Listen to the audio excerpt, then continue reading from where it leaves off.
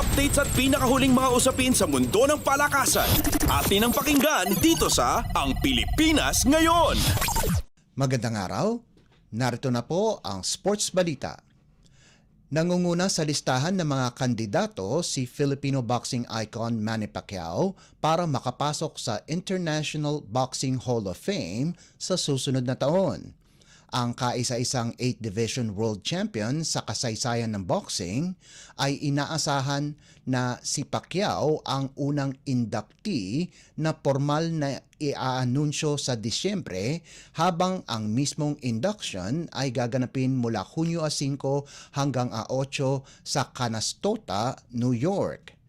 Sinama ang pangalan ni Pacquiao sa listahan ng mga balota sa men's modern era na ang pinakahuling laban ay hindi mas matagal sa 1989, kasama sina Mikey Garcia, Lucian Bute at Sean Porter. Sa oras na formal na pinasok, si Pacquiao ay magiging ikatlong Filipino boxer sa Hall of Fame at ikaapat sa kabuuan. Sasamahan niya si Gabriel Flash Elorde na nakapasok noong 1993, Pancho Villa noong 1994 at promoter na si Lope Saril Sr. noong 2005. Sasamahan din ni Pacquiao ang kanyang dating trainer na si Freddie Roach at dating promoter na si Bob Arum sa Hall of Fame.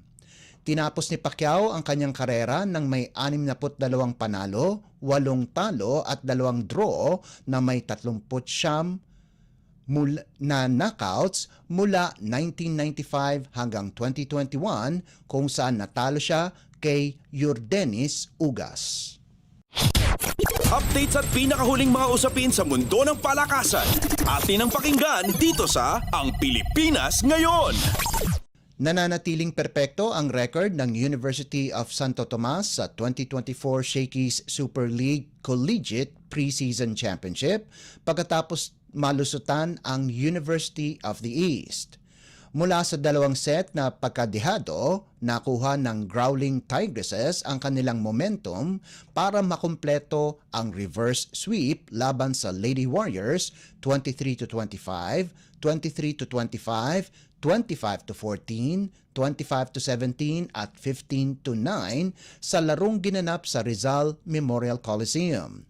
Naging puwersa si reigning UAAP Rookie of the Year Angie Poyos sa huling set, kung saan gumawa ito ng 8 puntos para pangunahan ang Tigresses sa 4-game sweep sa pool stage. Nagtapos si Poyos ng may 28 puntos kasama na ang huling puntos. Para sa Lady Warriors, ito na ang kauna-unahan nilang talo sa torneo. Nag-ambag naman si Regina Jurado ng 15 puntos, habang nagtapos ng may 14 na markers si Jonah Perdido para sa UST. Pinangunahan naman ni Jelay Gajero at Cashay Dongalio ang UE sa natipon nitong tig 18 puntos bawat isa, habang nagbigay ng 11 markers si Casey Cepada. Kakalabanin pa ng Tigresses ang Far Eastern University at ang second-ranked teams sa Pool A at C sa isa pang round-robin play para sa isa sa dalawang twice-to-beat quarterfinals advantages. Ang Lady Warriors sa kabilang banda ay makakalaban ang De La Salle University, ang top seed sa Pool A at ang second seed sa Pool D sa susunod na round.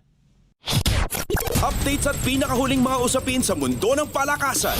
Atin ang pakinggan dito sa Ang Pilipinas Ngayon. Nakaporma ang Signal HD para madagdagan ng medalya ang kanilang koleksyon sa 2024 Spikers Turf Invitational Conference, kung saan ipapakita nila ang ilan sa kanilang mga baguhang players. Pakay ng HD Spikers na kunin ang ikalawa nilang kampyonato sa 2024 season ng Liga, pagkarang kunin ang ginto sa Open Conference nitong Mayo, kung saan nanalo sila laban sa Chris Cross. Malaking pagsubok ito para sa koponan ani head coach Dexter Clamor, kung saan hindi makakalaro ang kanilang star player na si Brian Bagunas dahil sa isang injury. Kahit wala si Bagunas dahil sa isang knee injury, marami pa ding opsyon ang Signal sa opensa na pinangungunahan ng mga veteranong players na sina Jao Umandal at JP Bugaon. Dinagdag din nila sa lineup si setter Owa Retamar mula sa National University, Martin Bugaon mula Far Eastern University, J.M. Ronquillo mula Lasal, habang si Louie Ramirez ng Perpetual Help ay nakatakda na ding bumalik sa Signal. May kabuang 10 koponan ang lalahok sa torneo na magsisimula sa Miyerkules na gaganapin sa Inares Sports Center sa Pasig City. Updates at pinakahuling mga usapin sa mundo ng palakasan. Atin ang pakinggan dito sa Ang Pilipinas Ngayon. At yan ang pinakahuling balita sa larangan ng palakasan. Para sa Radyo Pilipinas World Service, ito po si Leo Magpayo. Magandang araw. Updates at pinakahuling mga usapin sa mundo ng palakasan. Atin ang pakinggan dito sa Ang Pilipinas Ngayon.